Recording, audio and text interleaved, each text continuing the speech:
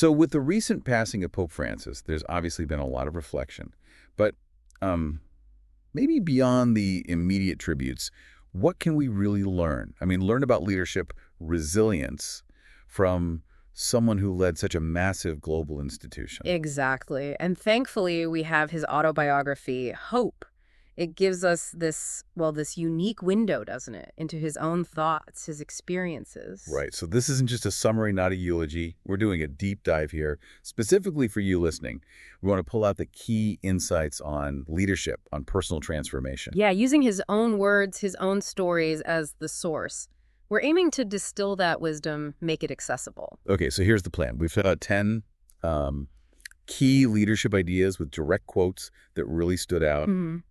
And after that, we'll explore 5 principles that felt particularly, well, transformational. We'll give concrete examples from the book. And maybe some reflection exercises, things you can think about, and even some immediate steps you could try today. Yeah, practical takeaways. And we'll also touch on why reading this book, engaging with it, works best when you use both your head and, your heart. Sounds good. Let's jump in. Where do we start with those leadership ideas? Okay, first up, and this one feels foundational, is the importance of remembering your roots, your heritage. Yeah. He quotes Psalm 137, "May my tongue stick to my palate if I do not remember you," say the exiles. It's powerful. It really is. And it's not just like nostalgia, is it? It's about where empathy comes from. Precisely. Understanding those foundational struggles, you see it right at the start of the book with his own family story. Migrants from Italy to Argentina. Yeah, the hardship, the hope. He weaves in so many stories of others making similar journeys. It really grounds his perspective later on. Absolutely. It's about acknowledging that collective experience, the good and the bad, that shapes us, builds real connection. Which flows really naturally into the second idea, I think. Solidarity with the marginalized. The Matthew quote. "Whatever you did for one of these least brothers of mine, you did for me." And again, for him, it's not just a nice idea. It's lived. Yeah, You feel it in the descriptions of the villas miserias. definitely. His time there, his engagement with migrants, with prisoners. He constantly talks about seeing human dignity, seeing Christ in those who are most overlooked. It's more than charity. It's fundamental recognition. Yes, and that deep solidarity, that sense of connection, directly fuels the third point, the condemnation of indifference. Oof, yeah. That quote about the globalization of indifference, it hits hard. God's question to Cain re-echoes. What have you done? Your brother's blood cries out. And given everything he lived through, the history he witnessed, that statement just carries enormous weight. It's not abstract moralizing. No, it connects our modern apathy or maybe turning away right back to that fundamental question of responsibility. Makes you ask, how am I indifferent sometimes? It's a challenging question. Okay, number 4 is stark. War is folly. No ambiguity there. War is folly, and its mad development plan is destruction. And it's rooted in experience, isn't it? His grandfather's WWI experience, which he mentions. Right, and his visit later to the Rettipoglia military cemetery. That clearly shook him. The message is consistent. War just destroys. Lives, connections, everything. Okay, so the fifth idea shifts focus a bit towards something maybe quieter. The value of common holiness and perseverance. Yes. His grandmother, Rosa, he says, "For me, she bore daily witness to common holiness. She was a woman who suffered much, but always moved forward with courage." I love that. It highlights leadership not just in big moments, but in that daily grind, that quiet strength. Exactly. It's often found in ordinary people just getting through with faith and courage, the powerful, understated kind of leadership. Moving to number 6, something seemingly simple but profound, the importance of gratitude. Yeah, a Christian who cannot say thank you is simply someone who has forgotten the language of God. It sounds basic. But he gives it weight. He talks about his first Buenos Aires as Pope, right? That simple greeting from the balcony. Yes, a small gesture, but for him it was about connection, acknowledgement. It shows how those little expressions of thanks can mean so much. Okay, number 7 brings us back to his roots, in a way. The dignity of ordinary life. He reflects on his family, an ordinary, dignified family. That lesson of dignity was always present. You get that picture of his childhood, the neighborhood in Buenos Aires. It wasn't about wealth or status. No, it was about inherent worth. How you treat people, how you live day to day. That's where real value lies, according to him. Number 8 is about humility, recognizing limitations, sins. This one feels very personal. It does. "I am a man who has been forgiven. I always am." And then that striking phrase about shame, that you may remember and be ashamed. The gift of shame. It's counterintuitive, maybe. A little, Nah. perhaps. But he presents it not as negativity, but as essential self-awareness. Knowing your flaws allows growth, allows empathy for others' failings too. It's about shared, imperfect humanity. Okay, number 9 gets a bit more conceptual. The people as a mythical and historical category built with commitment. Yeah, this one requires a bit more thought. He says, the people are part of a process, created with commitment. History is built from this slow process. So it's not just like a crowd or a demographic. It's something deeper, built over time. Exactly, not a static group, but a living story unfolding across generations, each person contributing. It contrasts with just grabbing power for the short term. It demands patience, a long view, focusing on the common good. That makes sense. It's a different way of thinking about community and history. Okay, final one, number 10. The importance of tenderness, not weakness.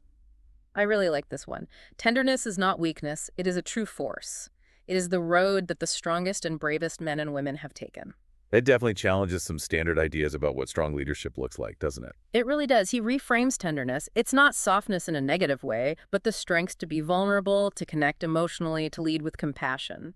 It pushes back against purely assertive or aggressive models. Wow. Okay, so that's 10 really meaty leadership ideas, all drawn straight from his reflections. Yeah, quite a foundation. Now, should we shift to those 5 broader transformational principles we picked out? Let's do it. What's the first one? The first is empathy through shared experience. The core idea is, well, really getting what others are going through, especially hardship, by connecting it to your own experiences. Like his family's migrant story we mentioned, or his own serious illness he describes. Exactly. Those experiences clearly shaped his ability to connect with others facing similar struggles. It makes you pause, actually. Think about a time you faced a big challenge. Did it change how you saw other people's difficulties? That's a really good reflection point. And maybe a practical step for today could be just making an effort to really listen.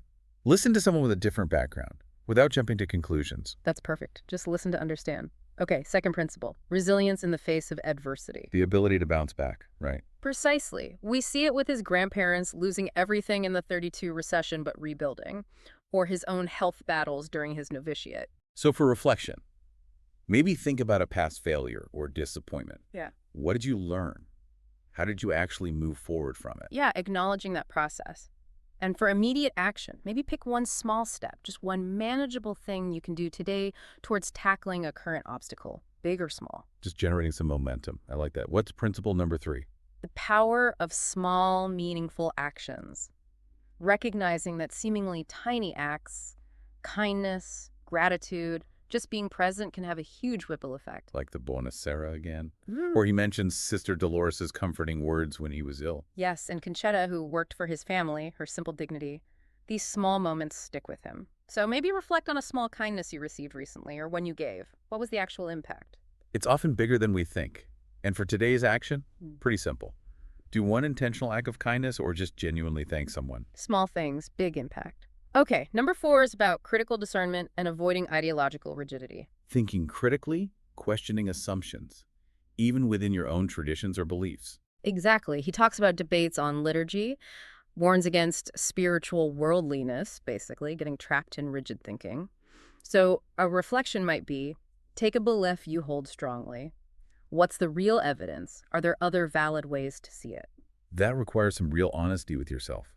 And for an immediate step, maybe try having a conversation. Yeah, with someone who sees things differently on, say, a non-essential topic, focus purely on understanding why they think that way, not on winning an argument. Good exercise in intellectual humility. Yeah. Okay, what's the 5th and final principle? Hope as an act of virtue. This is key. Hope isn't just sitting back wishing things were better. It's actively engaging with the future, even when things look bleak. He mentions the Andy survivor story, right? And his own sense of hope, even in dark times. Yes, and that Martin Luther King quote about planting a tree even if the world ends tomorrow, it's about doing. So reflection. Where do you feel discouraged right now? What's one tiny action you could take today that reflects hope for something better? And the immediate implementation follows from that. Write down one future goal, just one, then identify one concrete step towards it you can take today. That act is hope in action. Powerful stuff. So we've covered leadership ideas, these transformational principles. Why is it important, do you think, to read this book with both the mind and the heart? Well, intellectually, it's fascinating, right? It's a first-hand account of huge historical shifts. You get context on migration, war, inequality, the church's role, Hmm. all from someone right in the thick of it for decades. You see his thinking develop on big theological and social questions. Absolutely, but purely intellectually.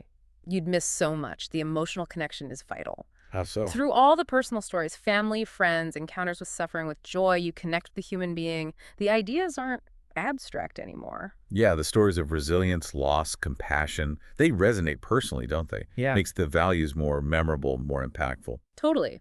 Reading about his grandmother's strength or his own admissions of imperfection, it fosters empathy. And honestly, the raw accounts of injustice, they should stir something emotionally. That can be a motivator for reflection, maybe even action.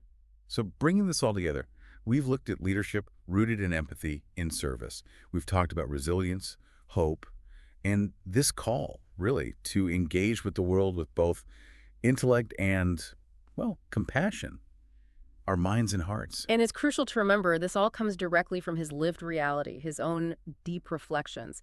It's not just theory, it's a perspective forged through experience. which leads to a final thought for you, the listener. How might these principles apply in your world, your work, family, community? What's one small, maybe courageous step you could take, guided by that mix of empathy and hope, to make a difference? And if this conversation sparks something, we really do recommend checking out the book itself, Hope, the autobiography of Pope Francis. You get the full context, the nuance, all in his own voice.